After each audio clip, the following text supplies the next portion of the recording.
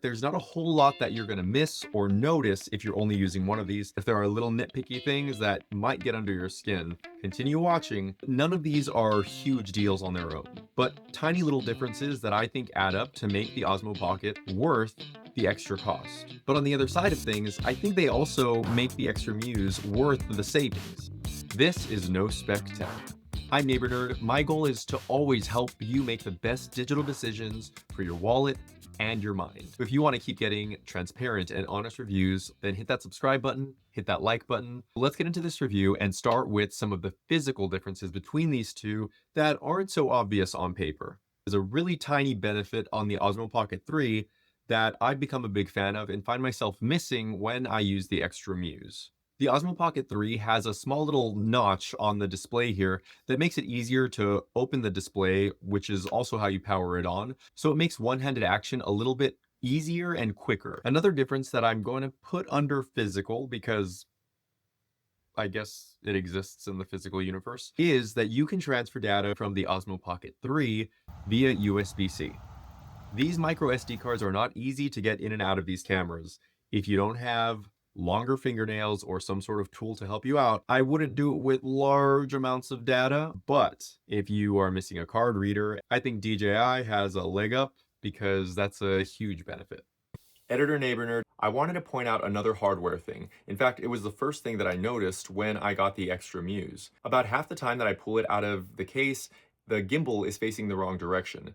And then I got the DJI, and I now realize that it's only happened about a handful of times, and I use the cases interchangeably, so I know that that's not the factor. And back to what I was saying. I'm also going to consider the menu part of the physical. I'm considering it part of physical because the placement of things seems to be a lot more intuitive with the Osmo Pocket 3. Some of the first things that I'd want to get to are some of the first things that show up in the Osmo Pocket 3. But whichever camera you end up with is the menu you're going to get used to, and functionally, they're pretty close to identical. Except for one thing, and that is going to be audio settings. If you go into Pro mode on either of these, the audio settings are identical, but one option that you have with the DJI Osmo Pocket 3 is setting up a wireless microphone. You can use a wireless microphone with the Xtra Muse, but you're going to need a receiver, unlike with the DJI Osmo Pocket 3, where the ecosystem that DJI has created allows you to use some of their wireless microphones without a receiver.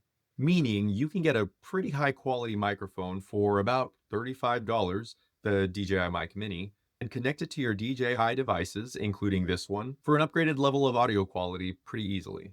You can use any microphone with the receiver that uses a USB-C connection with the Xtra Muse. So I don't think that this is a huge deal breaker, but for people who really love the convenience of the DJI ecosystem, another point to the Osmo Pocket 3. There is one added benefit in this video where I go outside and I use the DJI Mic Mini. I'll do a deeper dive soon, but for now, you'll get some experience outside, windy conditions, connected to these guys, and see if that might be the right setup for you. While I'm waiting for lunch to finish up, I want to touch on one other kind of hardware functionality setting, and that is sound. Not audio, but sound. With the Xtra Muse, I have the volume set to low, and it's still pretty loud. I like having the auditory cues, but I don't want to call attention to myself while I'm out shooting. The lowest sound setting on the Osmo Pocket 3 is a little bit better at keeping it discreet, and I actually notice a difference between medium and quiet, whereas with the Xtra, the medium and quiet sound pretty much the same to me. So just a tiny detail to point out. Lunch is done.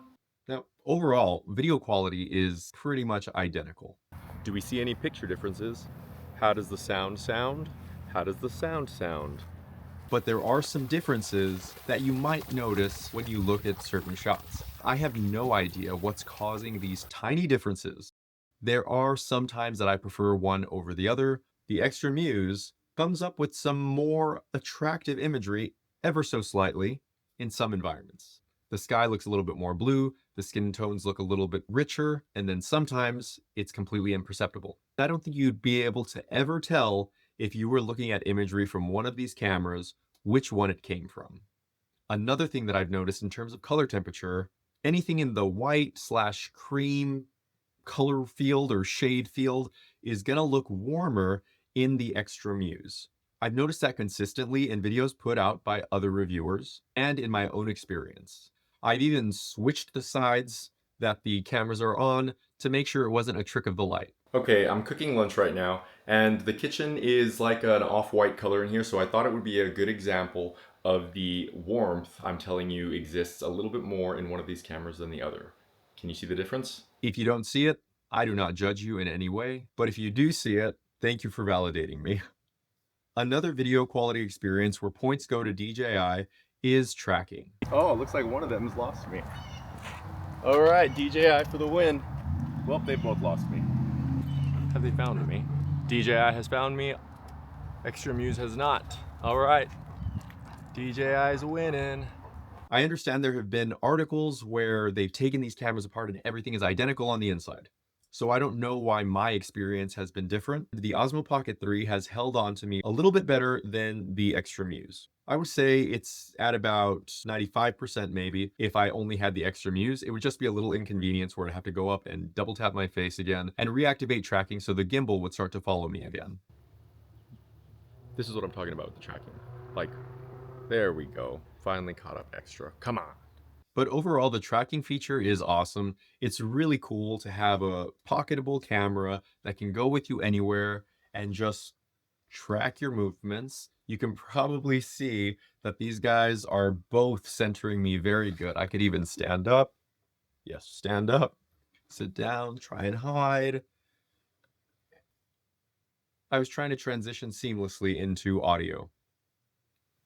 Transition. Audio, both of these have noise cancellation on automatically. I tried to keep as many of the settings what they are when you get the camera, since that's what a lot of beginners are probably going to do. I did up the resolution to 4K, lower the frame rate to 24. Regarding audio, everything is imperceptible. There have just been a few moments where the wind has beaten out my voice.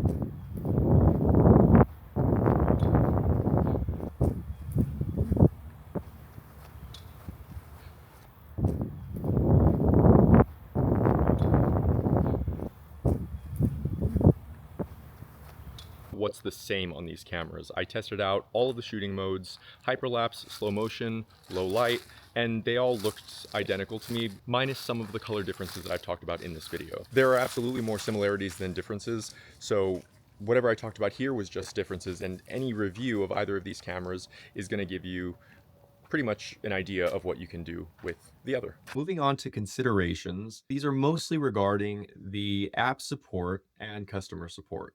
Anyone who's a fan of DJI knows that there is a potential ban coming in December.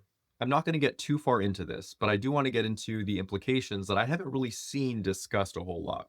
And as much as I've tried to get an answer, I really couldn't find one, but I do think it's worth considering if you're looking at spending this much money on a piece of camera equipment.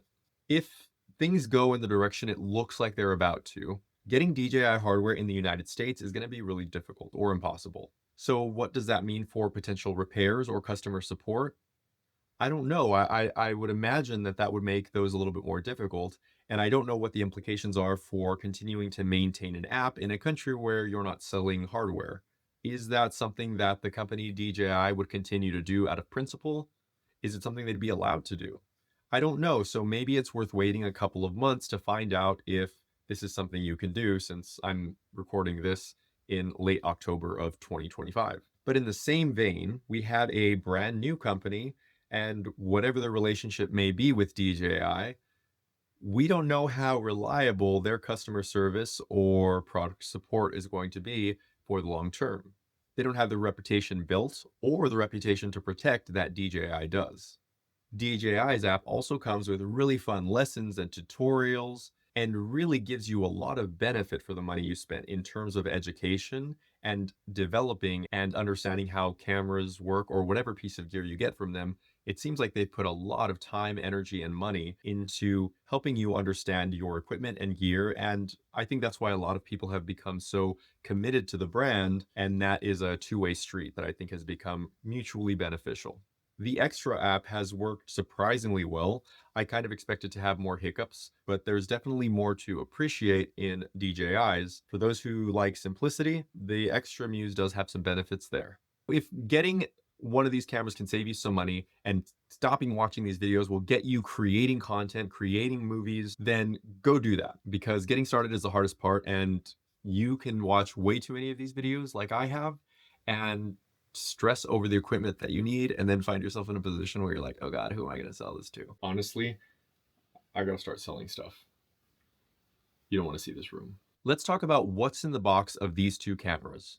As of this recording, the Xtra Muse is $500. The DJI Osmo Pocket 3 is $630. That price continues to fluctuate. There are some benefits to the Osmo Pocket 3 when it comes to what comes in the box. For starters, you get a hard case. Even though this case isn't the most secure protection in the world, it's still enough for you to feel comfortable putting this in a bag with other equipment and not worry too much about day-to-day activities. The Xtra Muse, on the other hand, only comes with a small zipper pouch that doesn't even comfortably fit everything in it, and it's similar to the DJI Mic Mini bag, but definitely not the same level of quality. They come with a pretty close to identical base that you can use to mount the camera to a tripod, a charging cable, a wrist strap.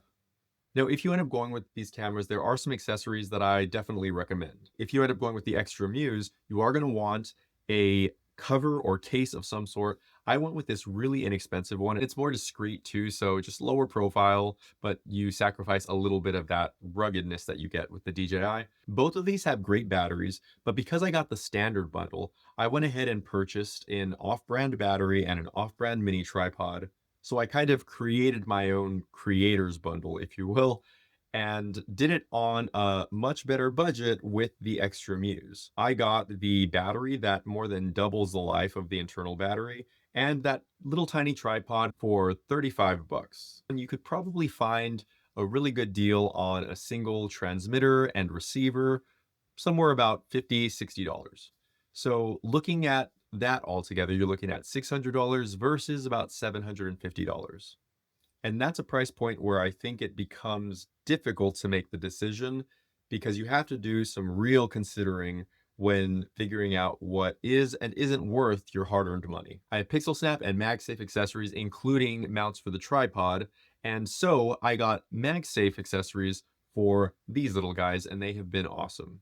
I also got some ND filters that make the cameras work better in bright environments. They also come with a wide angle lens and micro lens to get super close up and capture everything in focus that's right there and everything in the background super blurry. Of course, there will be affiliate links in the description to everything I talk about in this video, but that doesn't mean that this is sponsored in any way. Those are simply links that if you use, everything remains the exact same price. I just get a really small percentage as the person who recommended you to that platform. One of the luxuries of being such a small channel is I have nobody to please but you, the viewer, and you all have made it so much fun so far and a really enjoyable experience. But it would be really nice to continue to grow and develop my skills to get better and better at making these kinds of videos for you, make tech work for us, our way in our world, instead of the other way around. We want to own our tech, we don't want to be owned by it. Thank you so much for visiting. I'm Neighbor Nerd. I hope you got something out of this video and that you come back again soon. Have a beautiful day.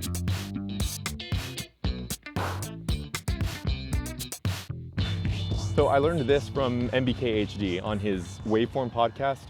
One of the things he talked about is you want black devices if you're reviewing products or cars, because reflective surfaces will pick up the lighter gray on the Xtra Muse more than they will the black on the Osmo Pocket 3. So if you're making a YouTube channel on anything with like reflective surfaces that are prominent, then having something that's black is gonna make your life a little bit easier. I'm super creative, so I'm using 3 cameras. Just kidding. I just have like OCD or something. All right, so welcome everybody.